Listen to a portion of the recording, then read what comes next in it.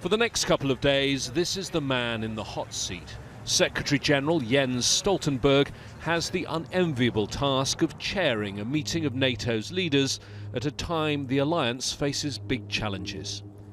This gathering in London is supposed to mark NATO's 70th birthday. Its first headquarters were actually here in the British capital, in an area that now houses embassies.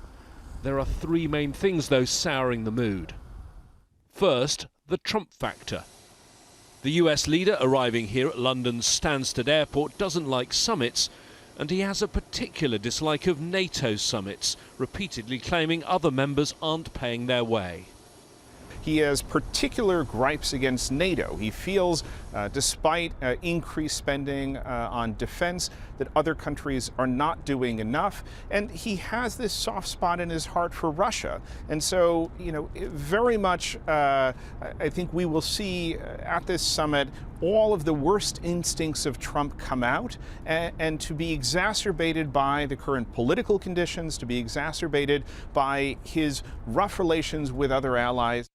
Then there's the growing tension between France and Germany. In an interview, the French President, Emmanuel Macron, told The Economist that NATO was brain dead. This infuriated the German Chancellor Angela Merkel and exposed a growing rift between the two countries. Last but not least, the mounting doubts other NATO members have about Turkey.